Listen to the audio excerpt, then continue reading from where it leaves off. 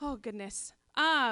Okay, so I was thinking of what it is that I was going to tell during this, because there was no theme, which brought me a lot of anxiety. Um, but so I was thinking over the last like 25 years that I've been alive, and that was a little overwhelming, because there are a lot of just funny little snippets that have happened in my life. Like when I was little and was on a road trip with my family, my parents, in order to, I'm a chatter. If you can't tell, I talk a lot. Yeah, right. And so they would drive at night, but I was still really excited for the drive at night. And so they told me if I slept that the car would grow wings and it would get there faster. I was a cool kid. Or the time that I was with my friend Amanda, who was part of the slip and slide incident, and we were convinced that our neighbor's dog was having puppies. So we broke into their house to find the puppies. There were no puppies. So I thought about those two stories, but they're pretty like quick and not 10 minutes worth. And then I started thinking more about those little moments that have happened over the last year that have really defined different pieces of my life. And so I was thinking, like, where was I 1 year ago? And tomorrow, so April 5th, 2013, was the first time that I had been in Fargo, which was kind of crazy convenient. I was here interviewing for the job that I have right now, which is a hall director at NDSU. Woo! Oh, God, that was probably really loud. I'm sorry. And during that day, I met somebody that has had a huge impact on me. And she's here tonight and doesn't know that I'm talking about her. Megan. She was my host for that interview. And so she was the one who like drove me around and gave me a tour of Fargo and gave me like a tour of campus and went out to dinner with me and all those things. And do you ever meet a person and just know that there's going to be you're just going to have some adventures with that person. That ridiculous things are going to happen, and your life is quite never going to be the same because of that. Good moments, tough moments, all of those types of things. So I'm going to tell you a couple of those really hysterical moments. The first time when I had met her, so we were driving to dinner, and we had dinner down at Old Broadway, and it was really great. Like, oh, here's downtown Broadway or downtown Fargo, and we were getting ready to leave, and she's like, "Do you like dessert?" I was like, "Please, yes." And so she's like, "Let's go to Nicole's." I was like, "Yeah, that sounds great. I don't know what that is, but yeah, they have creme brulee. I'm all about that." And so we get in the car and we start driving, and we get stopped by a train because welcome to Fargo.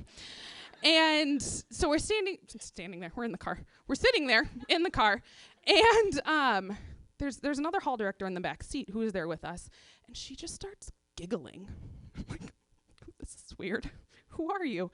Because I had met her a whole like hour and a half before, and she's like, "Look out the window." And I look out the window, and there's a pigeon, like walking like it's drunk. Not like a normal pigeon walks, like however a pigeon walks. But it was like flailing, and she was like, "This pigeon's kind of weird." And I was like, "I think it's dying." So that's weird. So then like the gates are going up, and then a car comes, and we all just looked away and drove really fast. So I think, Megan, we're all convinced that pigeon died. Yeah. So we get to Nicole's and we get out, and I was like, "Oh, this is a cute area." I was like, "That's kind of is that a lamp store?" And she goes, "Yeah, it's kind of shady." What? Oh God, it cracked me up. It's kind of shady because it's a lamp store. So we go to get our dessert, and it's great, and you eat the giant creme brulee, and so good. So then we go about the next day, and I have my interview, and I fall in love with Fargo because of the people. People like Megan, people like Chaz, like Aisha, like everybody that I met that day. And so the next day we go to dinner again, and as we're driving around, nothing crazy happened that dinner, but we're driving around. She goes, I got to tell you something. I'm a coffee addict. I was like, "Oh, good. Well, we're going to be great friends." And she's like, we're going to need to stop at Starbucks. It's like 7 o'clock at night. So we go to Starbucks. And I had never had iced coffee before. Yeah, game changer. Game changer. Megan and I now go to coffee about 3 times a week for iced coffee. So that changed my life. So then I went back home to Mankato, like that's where I was at the time, and got the call from NDSU, like offering me the job. And I was like, oh my gosh, I'm so excited. So I accepted, and here I am. Once I moved here, Megan was there to move me in and all of that. And she was like, if you need anything, let me know, whatever. And so over the course of this last year, we've started to develop those little quirks. Like when you look at somebody, you're like, yeah, you know exactly what I'm thinking. And this is ridiculous. So just those little moments. And I think those little things are what really make those experiences in my life worth it. I don't have those big, like, crazy dating stories or like life-changing things. For me, it's all the little things that have built up over time. The most recent and the last one I'm going to tell you about was we were going after lunch to go get Starbucks because iced coffee. And we're walking out to our car, and we have another hall director with us. Her name is Darcy. Shout out to Darcy. And so we're walking, and I'm like, okay, I'm going to drive in my car because I have to go somewhere else after this, and you're going to go over here, which is be silly. So we walk out to the cars, and she's probably like 15 feet away from me or so. And it was the first really nice day. Like, I think it was like 3 weeks ago.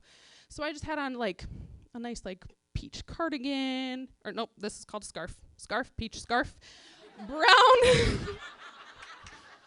It's fine. Brown cardigan, a brand new white shirt, and like black pants, whatever, that doesn't matter.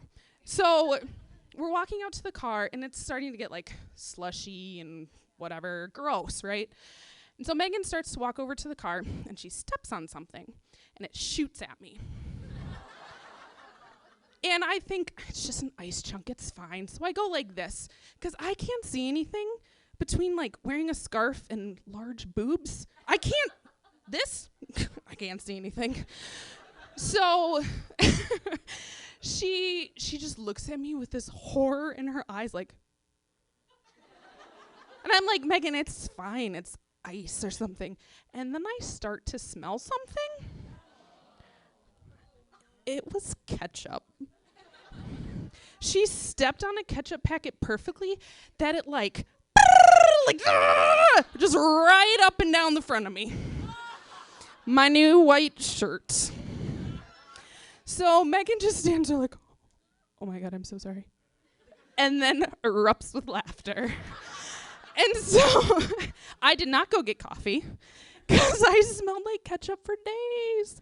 It was like in my hair and all down the front of my new white shirt. I think I have a thing with like clothing, and like there was a Little Mermaid swimsuit with blood on it, and then the ketchup on the white shirt. So stay away from red things, apparently.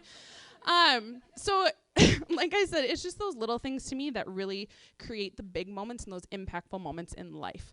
And the people that I've met here in Fargo, having this experience here, where I don't know all of your faces. I know some of you. There are some of my staff members here, things like that. And that's what makes Fargo the fantastic place that I decided I needed to come to 1 year ago. And so I'm really excited to celebrate my friendiversary with all those people I met tomorrow.